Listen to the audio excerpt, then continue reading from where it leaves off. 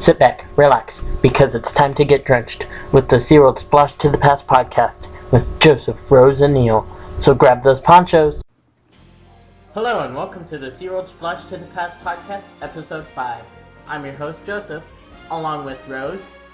Hi. And Neil. Hello. Today's episode will consist of some out-of-the-box topics such as the Steve-O incident, and we will also talk about the Russian whale named Narnia, along with the announcement of a new whale spotted, and of course, the newest member of the Southern Resident Pod. So, everyone, time to grab your ponchos and get ready to be drenched. So, today we wanted to touch on a subject which caused quite an alarm in the community. Steve-O, known for his antics in the movies and his stint in the Wild Boys, went and followed the current blackfish trend and decided to do something which caused an uproar by going onto a freeway sign and covering SeaWorld Drive with SeaWorld Sucks on the sign. In turn, Steve-O is now in hot water, so to speak. Police to press criminal charges on him, as well as make him pay a hefty fine for not only trespassing, but defacing a public sign, which will be remade. It is sad that in this day and age, so many celebrities will go against something that doesn't concern them in order to get some form of publicity. It's really ridiculous for him to do stuff like that, and I've seen it with a lot of people. Like, let me see, Robin Williams used to be used to love, he did a movie or perhaps a documentary with and he talked about both points of being in the captive and in the wild, and he loved the dolphins. I think that was just kind of sad that he went one way. There were a lot of celebrities. I'm trying to think of some that actually just turned against it. It's just a shame, What do you think? I think, well, Joseph, and I would also add in there that PETA are actually paying for the fine for him, which I think is actually really irresponsible, and people that donate to PETA are paying for that as well. No, I agree. That's ridiculous. Yeah. It is. And plus, Ariana Grande now? She's a vegan though.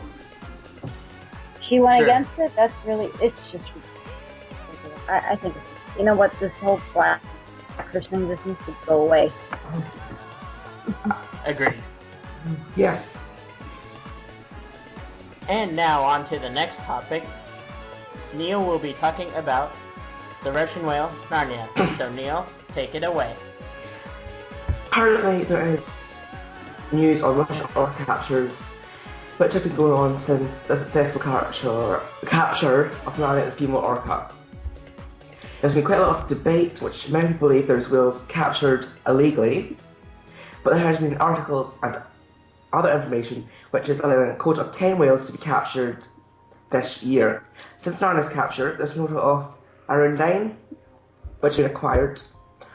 Of those whales, Narnia, a young male, have been sent to an aquarium in Russia, others to an undisclosed location in Russia.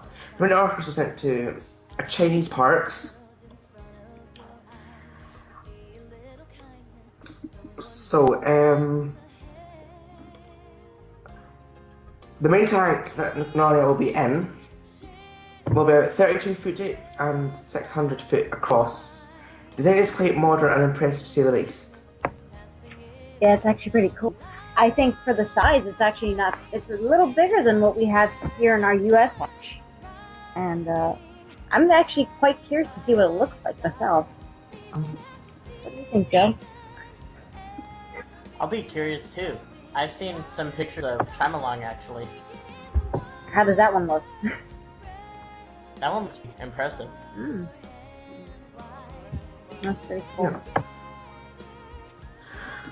Okay, so Narnia will be on display in September this year. That's about all the information we have. I will be updating you guys when more news comes out. Thank you.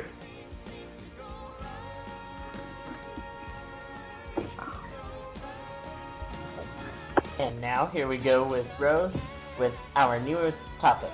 Take it away, Rose. Hey everyone, today I'm going to talk about something quite exciting. Recently, there is a new video of an albino orca which has been spotted on August 28th at the Kuril Strait. In the past few years, there have been quite a few albino or white orcas seen in Russian, Alaskan, and Northern Pacific waters, and many of them were juvenile. The orcas which have recently been seen is believed to be known as lemon for her whitish yellow coloration. However, there has been a sighting of an all-white large male orca named Iceberg. He was spotted more than once traveling the pod. What do you guys think? I think it's interesting seeing these albino orcas. Yeah, I think the Russians will be, or the Chinese will capture our white whale. That's one of my concerns about it being reported so openly. Yeah, it's kind of scary. Yeah. But I think these animals, and besides the orcas, there have been like other large animals been spotted as well. But there have been 2 albino orca sightings which were spotted in the Pacific Northwest in the early 60s and 70s. Of those whales, a young female partial albino was captured for Sealand of the Pacific. Her name was Chimo.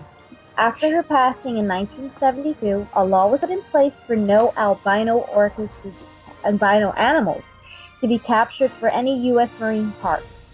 And as of recently, there is one known all-gray orca calf which was spotted this past year. But besides albino orcas, there have been many albino or white cetaceans and marine life all around the world. From Pinky the albino dolphin to Migaloo the humpback whale, and in, only one park there is one fully albino dolphin named Angel. In this day and age, our ocean is home to some amazing creatures. And yet we continue to see new and rare animals all the time. We just have to continue to do our part and save the oceans and keep it clean and healthy so future generations can continue to discover animals we have yet to see. And now back to you guys. Thank you for that, Rose. Also, in the latest news, a baby orca was born into the southern resident pod, and as far as we know, the calf is healthy and thriving, and we will continue to keep you posted on anything we hear about this baby orca and how the population is continuing to thrive thanks to SeaWorld donating their time and money for researching ways to keep this pod thriving. That's actually very good because that population is very, very bad shape. Very bad shape. It's only like 79 of them. Yeah. 78, 79 now. Yeah. And I mean, that's just, hopefully it's a sign of the times that everything's going to change a little more, that we're going to see more babies. Yeah. Mm-hmm. Okay. Alrighty. And as always, we thank you for listening. And if you have any questions, comments, or suggestions for topics, or want to share your SeaWorld stories, you can call or text our number, 619-512-3847.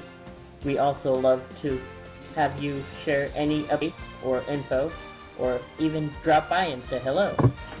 Also, please don't forget to give us a like on Facebook at www.facebook.com/SeaWorldssplashtothepastpodcast and follow us on Twitter at Seaworldssplash. You can also follow us on Instagram, Seaworldssplashtothepastpodcast, as well as Snapchat at SeaWorldssplash. Also, don't forget to check out our website, www.seaworldssplashtothepastpodcast.weebly.com. You can check us out on iTunes at Seaworldssplashtothepastpodcast. And from all of us here on the SeaWorld Splash team, we thank you for joining us and hope you can join us for the next amazing podcast to come. Splash you later. Splash you later. Splash you later. Remember, if you want to share any of your favorite SeaWorld stories or memories, please call the SeaWorld Splash to the Past podcast 619-512-3847 or email us at SeaWorldssplashtothepastpodcast 1964s@gmail.com. Thank you, and we'll splash you later.